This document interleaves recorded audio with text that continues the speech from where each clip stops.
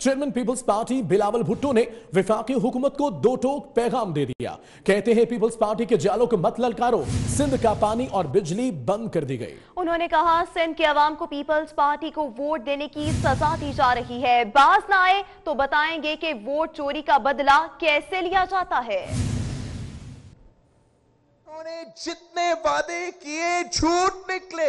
Election से पहले जो सब्ज बाग दिखाए वो अवाम के लिए कांटों का हार बन गए। क्रिकेट में अंपायर की उंगली चलती है, सियासत में अवाम की मर्जी चलती है। एक नाअहल वफाकी हुकूमत सिंध और उसकी अवाम से सोतेला सलूक करने पर डटी हुई है।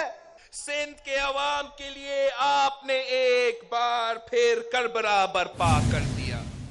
सिंध का पानी बंद कर दी, सिंध की बिजली बंद कर दी।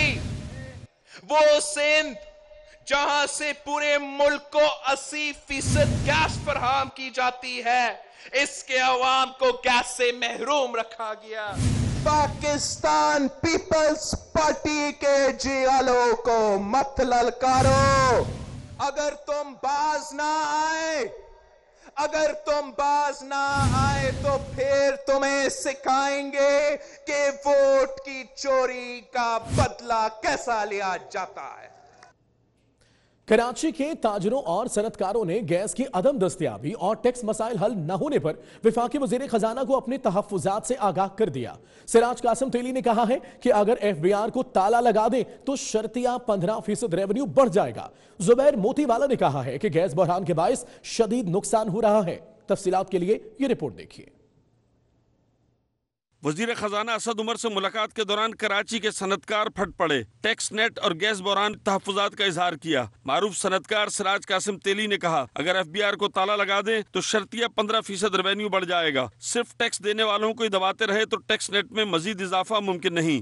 तो ये जो करप्ट मोटे लोग हुए हैं ना, ये इन डिस्क्रिशनरी पावर से हुए, और यही डिस्क्रिशनरी पावर जो है इनसे आपका रेवेन्यू भी नहीं बढ़ता, नया टैक्स पेयर भी नहीं आता, बाहर से इन्वेस्टमेंट भी नहीं आता। मारूफ सनतकार जुबैर मोतीवाला ने गैस बहरान के हवाले से तहफ्फुजात का इजहार करते हुए कहा कि इससे सनतकारों को शदीद नुकसान हो रहा है। 15-20 साल से सिंध और बलूचिस्तान का गैस कोटा 1200 mm CFD रखा हुआ है।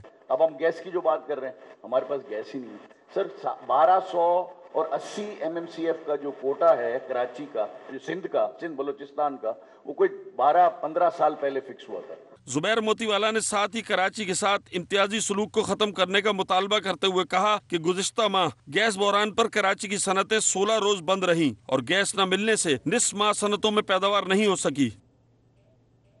वफाकी वजीर खजाना असद उमर ने ऐलान किया है कि मिनी बजट 23 जनवरी को पेश किया जाएगा। मिनी बजट में टैक्सेस बेज़ाब्तगियों को दूर किया जाएगा।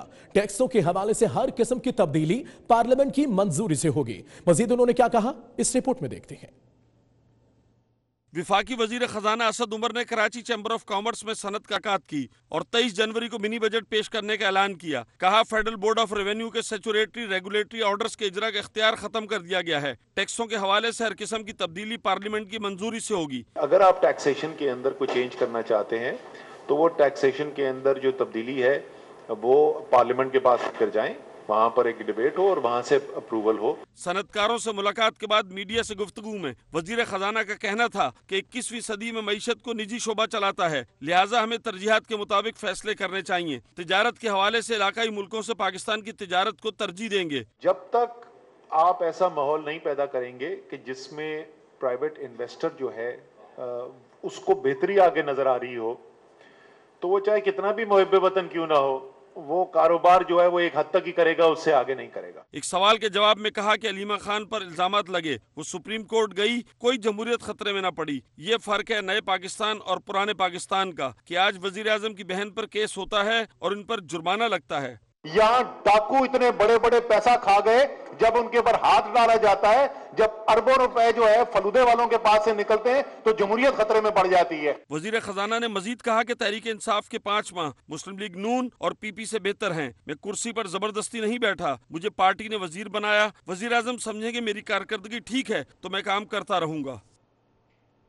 आगे बढ़ते हुए आपको बताएंगे, मुस्लिम लीग नून के रहनुमा ख्वाजा आसिफ ने अपनी ट्वीट में इंकशाफ किया है कि पीटीआई में जाने से पहले असद उमर नवाज शरीफ और शहबाज शरीफ के घर के चक्कर लगाते और मीटिंग्स में बड़ी बड़ी तजावीज पेश करते थे, लेकिन जब उन्हें ये पता चला कि इसहाक डार के होते हुए मुस्लिम लीग नून में उनकी कोई जगह नहीं तो वो पीटीआई में चले गए। अपनी ट्वीट में ख्वाजा आसिफ ने कहा, शुक्र हम बच गए, वरना मुस्लिम लीग नून की हुकूमत 5 साल तो क्या 5 माह भी पूरे ना कर पाती।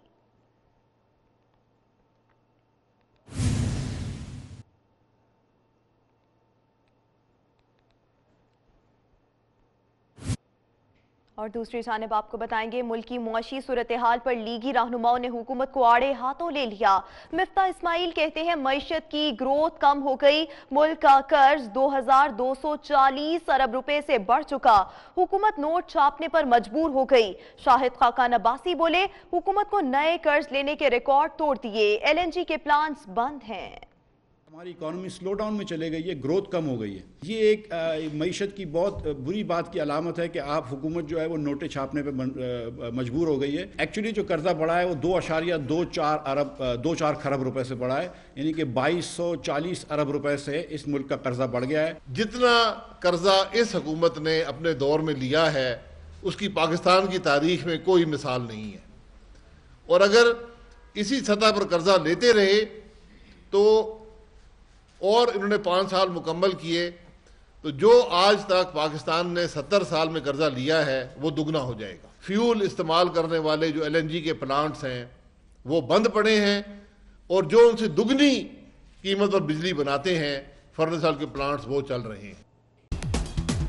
खुशामदीद कहेंगे। खबर आपको दी, नवाज शरीफ के जाती मौलिज डॉक्टर अदनान ने कोट लखपत जेल के अस्पताल में उनका तिब्बी मुआयना किया और उन्हें सेहतमंद करार दे दिया। सुप्रिंटेंडेंट जेल और मेडिकल ऑफिसर डॉक्टर अनम भी नवाज शरीफ के तिब्बी मुआयने के वक्त डॉक्टर अदनान के हमरा मौजूद थी। अली साही से मजीद बात करेंगे। अली साही बताइएगा, इस हवाले से मजीद क्या डिटेल्स हैं आपके पास? बिल्कुल, मरियम नवाज की जानब से ट्वीट किया गया था कि उनके वालिद की तबीयत जेल में इंतहाई ख़राब है और उनके ज़ाती मौलिज को नहीं मिलने दिया जा रहा, जिस पर आज वजारत दाखिला की जानब से इजाज़त दी गई और सुप्रिंटेंडेंट जेल की मौजूदगी में डॉक्टर अदनान ने 2 घंटे मियां नवाज शरीफ का जेल अस्पताल में डॉक्टर का जो दफ्तर है वहाँ पर चेकअप किया। वहाँ पर मेडिकल ऑफिसर डॉक्टर अनम भी मौजूद थी। डॉक्टर अदनान की जानब से जब शुगर चेक की गई तो 180 आई, जबकि ब्लड प्रेशर 130/90 था। जीगर जो मुआयना किया गया तो उसमें डॉक्टर अदनान ने मियां नवाज शरीफ को मुकम्मल फिट करार दिया, जबकि चंद टेस्ट लिखे गए हैं जिसमें मुकम्मल ब्लड टेस्ट पीर के रोज़ करवाया जाएगा। इसके साथ साथ यूरिक एसिड का टेस्ट होगा और उनका सीटी जो उनकी ईसीजी है वो भी लिखी गई है। तो पीर के रोज़ जेल इंतज़ामिया की जानब से सरकारी हॉस्पिटल से तमाम टेस्ट करवाए जाएंगे और इसके साथ साथ ईसीजी करवाई जाएगी और उसके बाद जो है वो तमाम तफसीलात के लिए बहुत शुक्रिया अली साही आपका। कराची में चीनी कॉन्सुलेट पर हमले में मुलव्विस दहशतगर्द अमानुल्लाह के अफगानिस्तान में मारे जाने की इत्तला है। अमानुल्लाह कंधार में असलम अच्छू के साथ मारा गया है। इसी बारे में तफसीलात जानेंगे, दानियाल सैयद हमारे साथ हैं। दानियाल, का अपडेट्स है इस बारे में?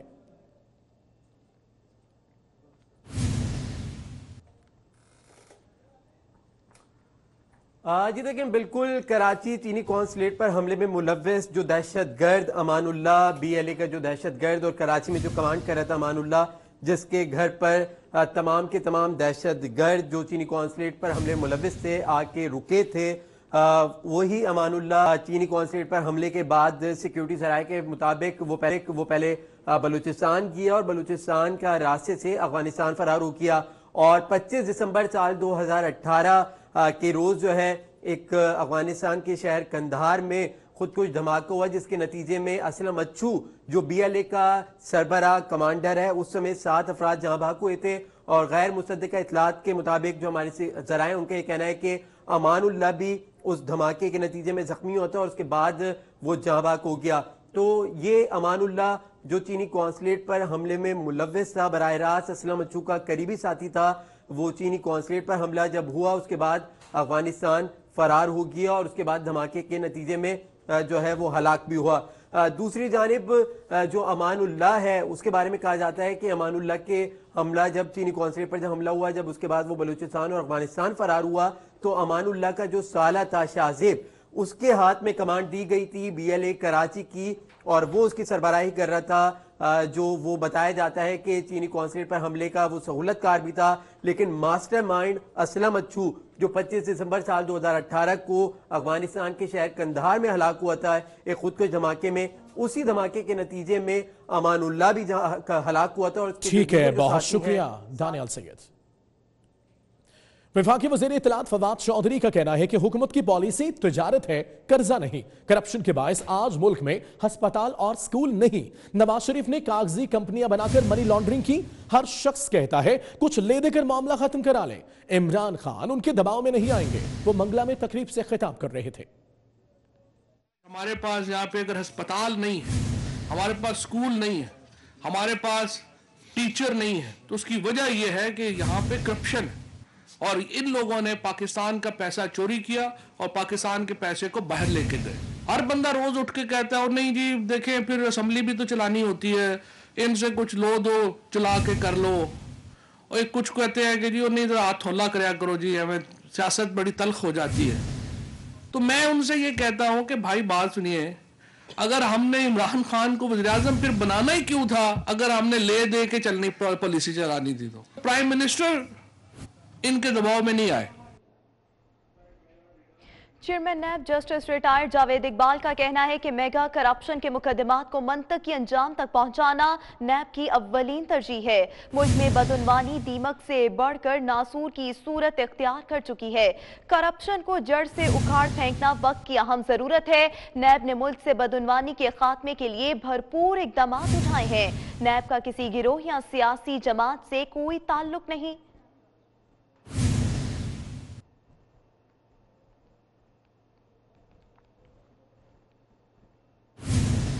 और खबर आपको देंगे, हायर एजुकेशन कमीशन पेशावर ने डीजी नैब लाहौर शहजाद सलीम की डिग्री की तस्दीक कर दी। एचईसी ने नैब हेडक्वार्टर्स इस्लामाबाद को भी डिग्री का तस्दीकी लेटर इरसाल कर दिया।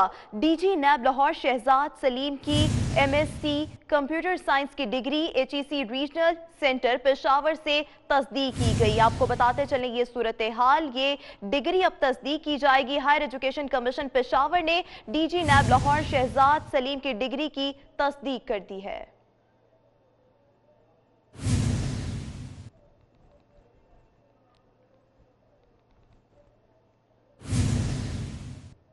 यहाँ पर आपको बताएंगे, नैब रावलपिंडी ने एलएनजी स्कैंडल में साबिक वज़ीर खजाना मिफ्ता इस्माइल को तलब करके इनसे 1.5 घंटा पूछगछ की। नैब ने मजीद 30 सवालात पर मुश्तमिल सवालनामा थमा दिया। सवालात के जवाब 1 हफ्ते में देने की हिदायत की गई है, जबकि नैब जराए का कहना है जरूरत पड़ने पर मिफ्ता इस्माइल को दोबारा बुलाया जाएगा।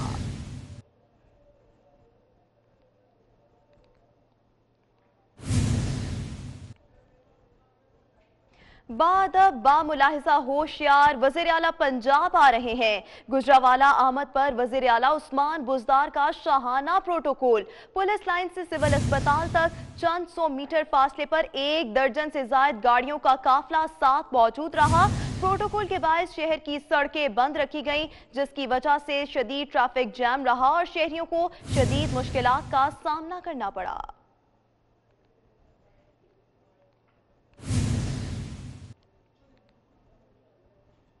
इसी से जुड़ी एक और खबर, गुजरांवाला में जबरी रिटायरमेंट पर टीचर्स ने वज़ीर आला उस्मान बुज़दार की गाड़ी रोककर शदीद एहतजाज किया।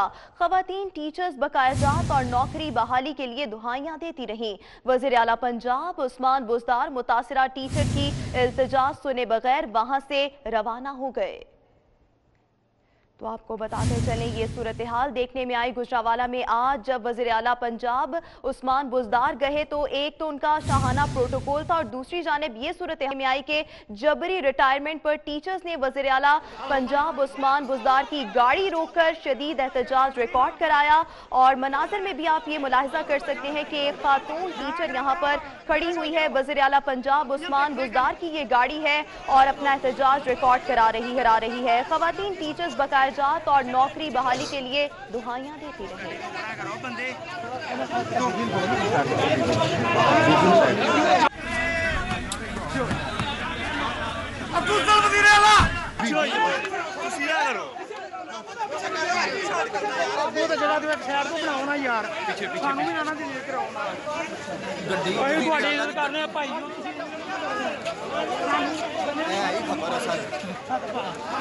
मनाजिर में आप इस वक्त मुलाहिजा कर सकते हैं, गुजरांवाला के ये मनाजिर हैं जहां पर खवातीन टीचर्स ने अपना भरपूर एहतजाज रिकॉर्ड कराया वज़ीर आला पंजाब उस्मान बुज़दार को। और इन खवातीन का मुतालिबा ये है कि इनके बकायाजात फौरी अदा किए जाएं और इनकी नौकरियां भी बहाल की जाएं। लेकिन वज़ीर आला पंजाब उस्मान बुज़दार इन मुतासरा टीचर्स की इल्तिजा सुने बगैर यहाँ से रवाना हो गए। लोगों की एक बड़ी तादाद यहाँ पर मौजूद थी और ये खातून थी और इसके अलावा दीगर खवातीन भी यहाँ पर मौजूद थी। एहतजाज किया जा रहा था जब आज गुजरांवाला में वज़ीर आला पंजाब उस्मान बुज़दार आए तो जबरी रिटायरमेंट पर टीचर्स ने वज़ीर आला पंजाब उस्मान बुज़दार की गाड़ी रोक ली और शदीद एहतजाज किया। खवातीन टीचर्स का मुतालिबा ये है कि इनके बकायाजात अदा किए जाएं और नौकरी को फौरी तौर पर बहाल किया जाए। लेकिन वज़ीर आला पंजाब उस्मान बुज़दार ने इनकी एक ना सुनी और यहाँ से रवाना हो गए। आप मनाजिर में देख सकते हैं कि किस तरह से ये टीचर्स एहतजाज कर रही हैं, लेकिन वज़ीर आला पंजाब उस्मान बुज़दार ने इनकी एक ना सुनी।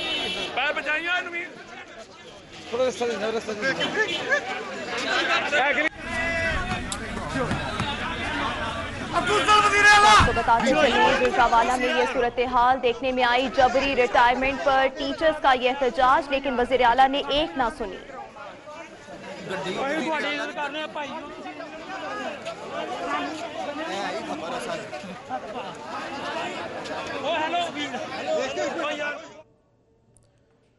उधर हुकूमत पंजाब ने जनूबी पंजाब में अलग पब्लिक सर्विस कमीशन बनाने का फैसला कर लिया है। इस मद में हुकूमत को सालाना 50 करोड़ रुपए का इजाफी खर्चा बर्दाश्त करना पड़ेगा।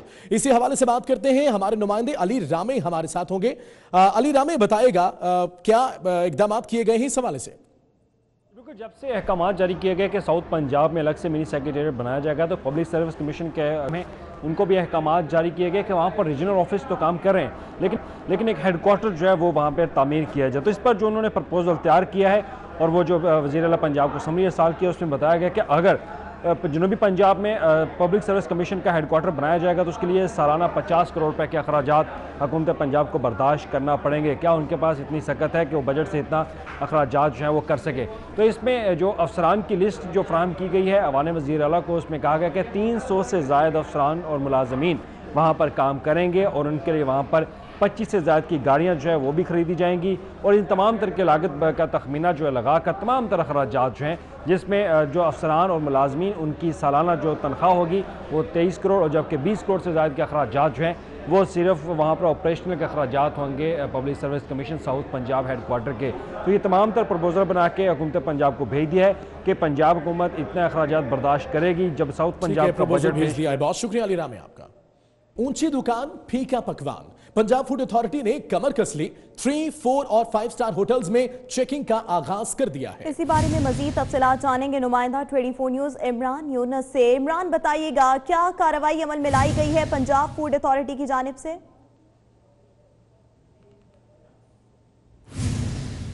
इमरान से बात करते हैं, अपने नाज़रीन को बताते चले ऊंची दुकान फीका पकवान, पंजाब फूड अथॉरिटी ने कमर कस ली। 3, 4 और 5 स्टार होटल्स में चेकिंग का आगाज कर दिया गया। सुबह भर के 26 होटल्स की चेकिंग की गई जिनमें से 3 होटल सील कर दिए गए। इमरान यूनुस से जानते हैं, इमरान बताएगा कहां कहां कार्रवाई की गई। पंजाब फूड अथॉरिटी की जानिब से सालाना इंस्पेक्शन शेड्यूल जारी हुआ था जिसके तहत फैसला ये किया गया था कि लाहौर समेत सूबे भर में जो 3 स्टार 4 स्टार और 5 स्टार होटल्स हैं इनकी साल में 3 बार चेकिंग की जाएगी। पहली चेकिंग जो है वो आज पंजाब फूड अथॉरिटी की जानिब से की गई है और सूबे भर में 26 होटल्स की चेकिंग की गई है जिसमें से लाहौर के 3 बड़े होटल जो हैं इनकी कैंटीनों को सील कर दिया गया है और 5 को जुर्माने किए गए हैं जबकि 15 को बेहतरी के नोटिस जो हैं वो जारी किए गए हैं। लाहौर में MM आलम रोड पर पार्क लेन होटल का किचन सील किया गया है, इसी तरह डेविस रोड पर एम्बेसडर होटल का किचन सील किया गया और इसी तरह माल रोड पर तीसरा जो होटल था टूरिस्ट होटल इसको सील किया गया है। यहाँ पर सफाई के नाकिस इंतजाम है। इसके साथ साथ सबसे बुरी खबर ये थी कि इन होटल्स में भी गैर मयारी और ज़ायदुल मियाद गोश्त जो है वो पकाया जा रहा था, लिहाजा ये कार्रवाई जो है वो इसी अमल की वजह से लाई गई है अमल में पंजाब फूड अथॉरिटी की जानिब से और DG पंजाब फूड अथॉरिटी की जानिब से फैसला किया गया है बल्कि हिदायत जारी की गई हैं तमाम फूड अथॉरिटी की टीमों को कि अब साल में इन होटल्स की 3 बार नहीं बल्कि गाए बगाए चेकिंग जो है वो जारी रहेगी। जी गाहे बगाहे चेकिंग जारी रहेगी। बहुत शुक्रिया आपका अली। अहम खबर आपको दें, सुप्रीम कोर्ट रजिस्ट्री कराची में जस्टिस गुलजार अहमद की सरबराही में तजावुजात के खात्मे से मुतल्लिक अहम इजलास हुआ। अदालत ने मिलिट्री लैंड से तमाम कारोबारी सरगर्मियां खत्म करने का हुक्म दे दिया। जस्टिस गुलजार अहमद ने रिमार्क्स दिए, कोई कितना बाअसर क्यों ना हो, गैर कानूनी तामीरात की इजाजत नहीं होगी। यह तय है कि ये जमीनें खाली होंगी। सुप्रीम कोर्ट रजिस्ट्री कराची में जस्टिस गुलजार अहमद की सरबराही में तजावुजात के खात्मे से मुतल्लिक अहम इजलास किया गया।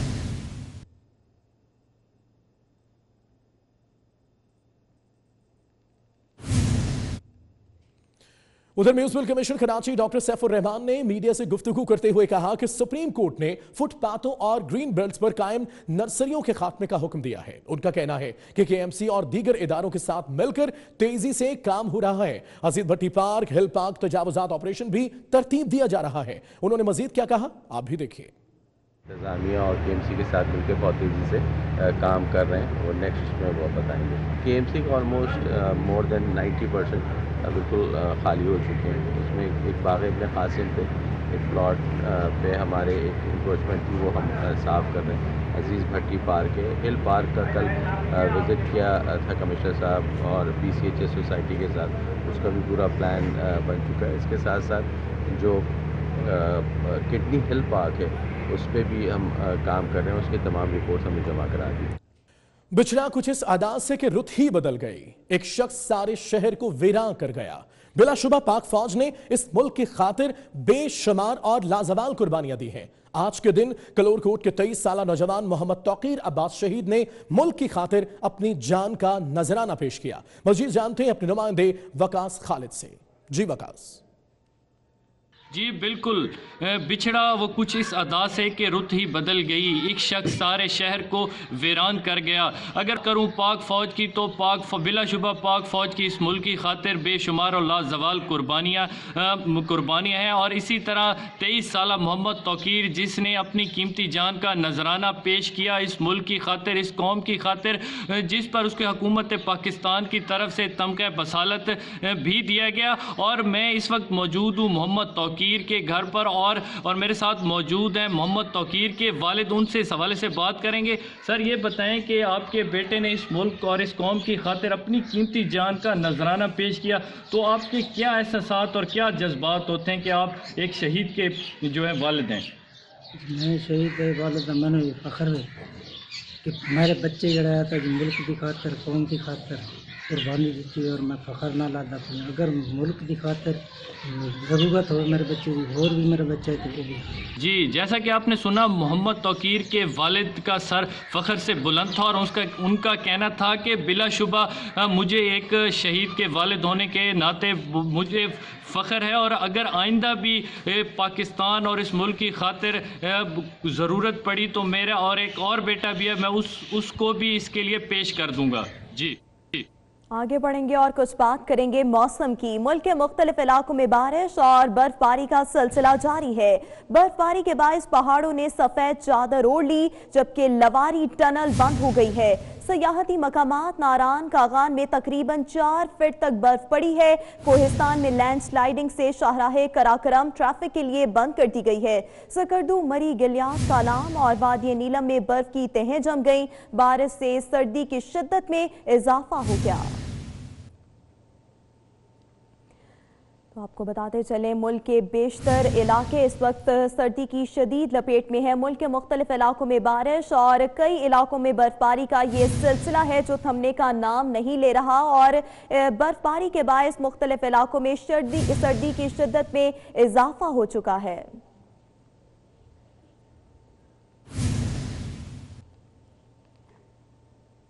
शहर कायद का रुख करेंगे। शहर कायद में मौसम सरमा की पहली बारिश ने मौसम खुशगवार बना दिया। मलीर, गिरडाब, सफूरा, औरंगी, सुरजानी, बल्दिया और एयरपोर्ट में बारिश से शहरियों के चेहरे खिल उठे। समीन नवाज की रिपोर्ट।